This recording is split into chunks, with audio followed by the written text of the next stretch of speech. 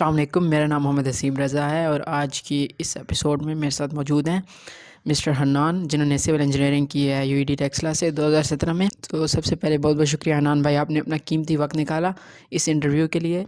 تو آج کے اس انٹرویو میں ہم کچھ کریٹیکل تھنکنگ کویشچنس کے حوالے سے آپ سے بات کریں گے۔ بہت شکریہ حسیب مجھے اپنے انٹرویو پہ لینے کے لیے، اور میں ایک اچھی گفتگو کی امید کرتا ہوں۔ تو پہلا سوال آپ سے میرا یہ ہے کہ اگر آپ کو 3 چیزیں اپنی زندگی سے نکالنے کے لیے کہا جائے، وہ کون سی 3 چیزیں ہوں گی جو آپ اپنی زندگی سے نکالنا چاہیں گے اپنی بہتری کے لیے؟ 3 ایسی چیزیں جن سے میں بچنا چاہوں گا جو کہ میرے لیے خطرناک ہیں۔ سب سے پہلے نفسانی خواہشات۔ نفسانی خواہشات ہر انسان کے ساتھ ہوتی ہیں، لیکن انسان کو وہ نفسانی خواہشات اس کے اوپر اتنی سوار نہیں ہونی چاہیے کہ وہ بینگ اے مسلم اپنی ڈیوٹیز ہی پرفارم نہ کر پائے۔ تو میں اپنے نفس پہ ایسا کنٹرول حاصل کرنا چاہتا ہوں جو کہ میرے اللہ تعالیٰ کو پسند ہو، اور میں وہ جو ہم جگہ جگہ پہ سلپ ہو جاتے ہیں، گناہ کر لیتے ہیں، تو میں چاہتا ہوں کہ میرے پاس اتنا کنٹرول ہو کہ میں منیمم سے منیمم گناہ کروں۔ اور سیکنڈ امپورٹنٹ تھنگ جو کہ جس سے میں چھٹکارا حاصل کرنا چاہتا ہوں وہ ہے دوگلا پن۔ ٹھیک ہے، آج کل ہم لوگ بہت بڑی بڑی باتیں کرتے ہیں ویڈیوز میں، ایسی ایسی باتیں ہم کرتے ہیں کہ جناب یہ نہیں کرنا چاہیے، وہ نہیں کرنا چاہیے، یہ کرنا چاہیے، لیکن وہ چیزیں ہماری لائف میں بھی ریفلیکٹ ہونی چاہیے نا۔ تو میں ایسا شخص بننا چاہتا ہوں جو کہ وہ بات کہے جو وہ کرتا ہو، ٹھیک ہے، اس میں دوگلا پن نہ ہو۔ اور تیسری امپورٹنٹ چیز جو ہے وہ غرور ہے۔ آپ جب بھی کوئی کام کرتے ہو تو کوئی چیز اچیو کرتے ہو تو غرور نیچرلی آپ کی پرسنالٹی میں آ جاتا ہے، تو ہمیں چاہیے کہ اپنے آپ کو اتنا ڈاؤن ٹو ارتھ رکھیں، کیونکہ ہم جو بھی اچیو کرتے ہیں وہ ہماری ذات کی وجہ سے نہیں ہے، وہ اللہ تعالیٰ کی طرف سے ہے۔ اللہ تعالیٰ نے آپ کو اگر زبان دی ہے، آپ کو ہمت دی ہے، آپ کو کوئی اسکل دی ہے، کچھ بھی دی ہے، وہ اللہ تعالیٰ کی دین ہے۔ تو انسان کو کبھی بھی غرور نہیں کرنا چاہیے۔ اور ایک حدیث کا مفہوم یہ ہے کہ اگر تم میں رائی کے دانے کے برابر بھی ریا آ گئی تو تم لوگوں پر جنت حرام ہو جائے گی اور دوزخ ہمارا مقدر بن جائے گی۔ تو اللہ تعالیٰ ہمیں ان تینوں چیزوں سے بچائے۔ دوسرا سوال میرا آپ سے یہ ہے کہ ہم اپنی زندگی کے اندر بیلنس کیسے لا سکتے ہیں، مطلب اپنی زندگی کو متوازن کیسے رکھ سکتے ہیں؟ یہ سوال بھی بہت امپورٹنٹ ہے حسیب۔ زندگی میں نا ایک بیلنس رکھنا چاہیے، ہمیں ہمیشہ اس بات کو یاد رکھنا چاہیے۔ اسلام بھی ہمیں یہی سکھاتا ہے کہ آپ دین اور دنیا میں بیلنس رکھیں سب سے پہلے، ٹھیک ہے۔ اسلام رحبانیت نہیں سکھاتا کہ آپ بس صرف اور صرف اللہ تعالیٰ کی عبادت میں ہی لگ جائیں اور دنیا چھوڑ دیں۔ نہیں، آپ نے دنیا کا نظام بھی چلانا ہے اور آخرت کے بارے میں بھی آپ نے سوچنا ہے۔ آپ نے اپنی فیملی کو بھی ٹائم دینا ہے، آپ نے اپنے کاروبار کو بھی ٹائم دینا ہے۔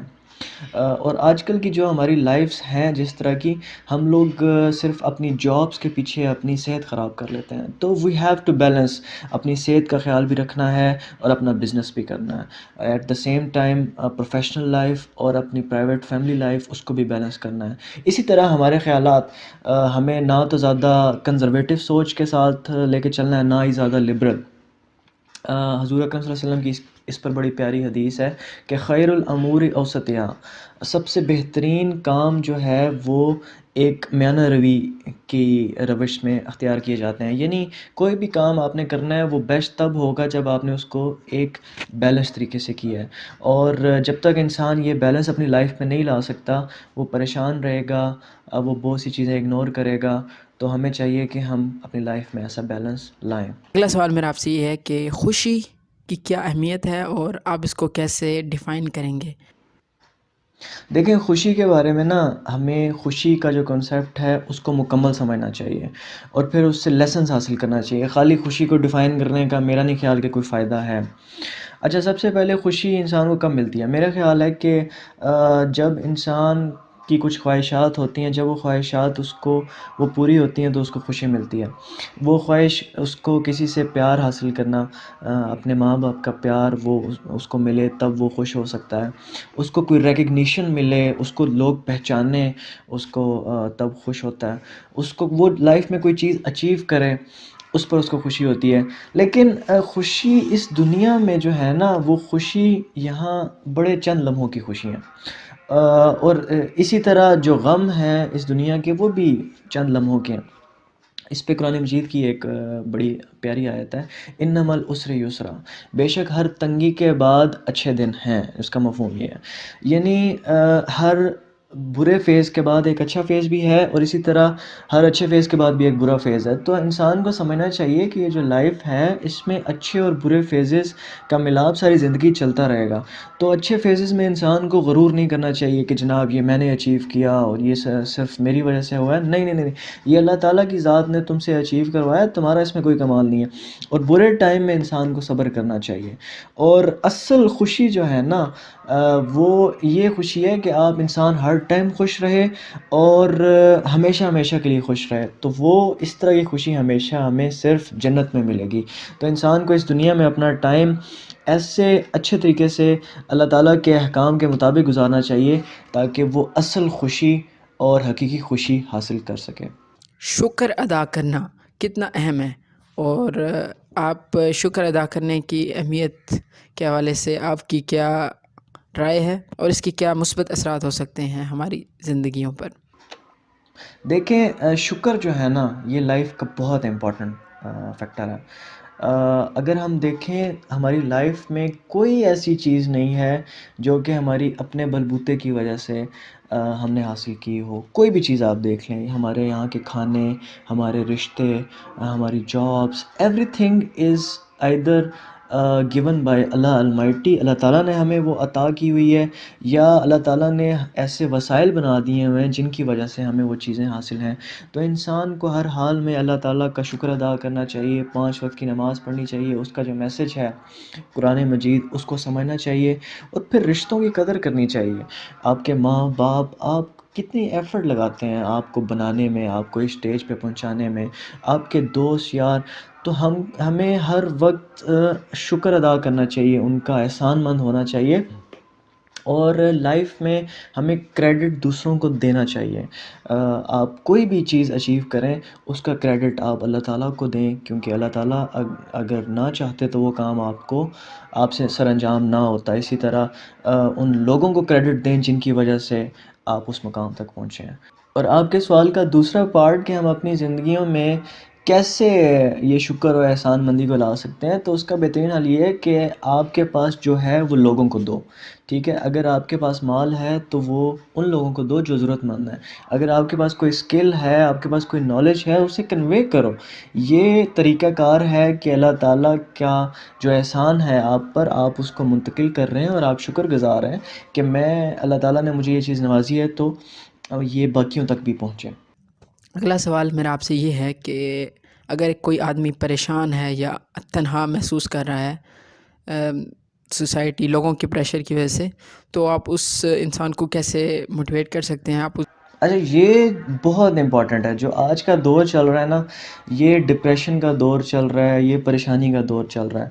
اور بہت سے لوگ ایسے ہیں جنہیں جو تنہا محسوس کرتے ہیں اور جن کو اپنے اوپر سیلف ڈاؤٹس ہیں. ٹھیک ہے، تو سب سے پہلے تو ایسے لوگوں کو سننا چاہیے. آپ کے آدھے مسائل تو تبھی حل ہو جاتے ہیں جب آپ کو کوئی اچھے سے سن لیتا. ٹھیک ہے، اور اس کے بعد پھر ان کو گائیڈ کریں، ان کا ہاتھ پکڑیں جب وہ مشکل میں ہیں، ان کا ہاتھ پکڑیں اور ان کا ہاتھ تب چھوڑیں جب وہ اس مشکل سے نکل چکے ہیں. اور یقین مانیں آپ کو اس سے دل کا سکون بھی حاصل ہوگا، اور جو لائف کا اصل پرپز ہے آپ اس کو سرو کر رہے ہوں گے. اور حضور اکرم صلی اللہ علیہ وسلم کی ایک حدیث ہے کہ کسی کو اچھا مشورہ دینا بھی ایمانت ہے. تو انسان کو ہمیشہ اچھے مشورے دینا چاہیے اور ہمیشہ لوگوں کی ہیلپ کرنا چاہیے. اور اگر ہم پرانی ہسٹری پڑھیں تو جو اسلامک ہماری سوسائٹی تھی، جو کہ فرسٹ جنریشن تھی، وہ یہی تھی. بہن بھائی کو سپورٹ کر رہا ہے، مسلمان کو سپورٹ کر رہا ہے، مرد عورتوں کو سپورٹ کر رہے ہیں، خلیفہ عوام کو سپورٹ کر رہا ہے، عوام خلیفہ کو. Every body was helping each other and booking up each other. تو اسی طرح معاشرے بنتے ہیں اور اسی طرح لوگ آگے چلتے ہیں. اگلا سوال میرا آپ سے یہ ہے کہ اگر ایک اپنے ہنر کے ذریعے آپ نے پوری دنیا کو پیغام دینا ہے تو آپ وہ کیسے پیغام دیں گے پوری دنیا کو؟ ایک امپورٹنٹ میسیج جو میں اپنے سامعین کو دینا چاہوں گا وہ یہ ہے کہ اپنے وقت کو پروڈکٹیو طریقے سے استعمال کریں، اپنے وقت کو ضائع نہ کریں۔ اول تو ہمارے پاس زندگی میں ہے ہی بڑا محدود وقت ہے۔ ورلڈ بینک کی رپورٹ کے مطابق پاکستان کی اوسط عمر 67 ایئرز ہے، اور ہم اپنی زندگی کا زیادہ تر حصہ گزار چکے ہیں۔ یعنی میں 25 سال میری عمر ہوگی ہے، حسیب آپ کی عمر 22 سال ہوگی۔ تو ہم اپنی زندگیوں کا زیادہ تر حصہ گزار چکے ہیں، تو ہمیں اپنی لائف میں کچھ ایسا کرنا چاہیے جس کا فائدہ ہو۔ سب سے پہلے ہماری ذات پہ ہماری پرسنالٹی امپروو ہونی چاہیے، اس کے بعد ہماری فیملی پر اس کا اثر ہونا چاہیے، اور آن اے لارجر اسکیل ہماری سوسائٹی پر، ہمارے ملک پر اور ہماری امہ پر اس کام کا اثر ہونا چاہیے۔ اپنا وقت ہمیں فضول کاموں میں نہیں ضائع کرنا چاہیے۔ It could be TikTok, it could be YouTube, Netflix, seasons, کچھ بھی ہو سکتا ہے۔ ان پلیٹ فارمس کو ہم اچھے طریقے پر بھی استعمال کر سکتے ہیں، لیکن sadly we are wasting our time. اور سب سے بہترین طریقہ کیا ہے اپنے وقت کو پروڈکٹیو طریقے میں استعمال کرنے کا؟ وہ یہ ہے کہ ہم اپنا وقت اللہ تعالیٰ کی راہ میں گزاریں، اللہ تعالیٰ کا دین سب سے پہلے سیکھیں، قرآن سمجھیں، اس کے بعد دوسروں کو سکھائیں، اور اللہ تعالیٰ ہم سے کیا چاہتے ہیں، کس طرح کا معاشرہ چاہتے ہیں، وہ معاشرہ بنانے کی کوشش کریں۔ تو ہمیں اپنا وقت جو ہے وہ پروڈکٹیو طریقے سے اور اللہ تعالیٰ کی راہ میں گزارنا چاہیے۔ اور آپ کے سوال کا جو دوسرا حصہ ہے وہ یہ ہے کہ آپ کون سا میڈیم استعمال کرنا چاہیں گے۔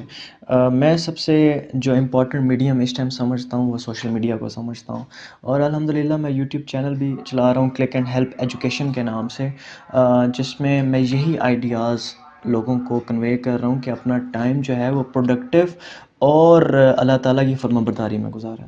اگلا سوال میرا آپ سے یہ ہے کہ آپ نے یوٹیوب چینل اپنا بنایا، اس کی کیا وجہ تھی اور کیا سوچ کے آپ نے اپنا یوٹیوب چینل سٹارٹ کیا تھا؟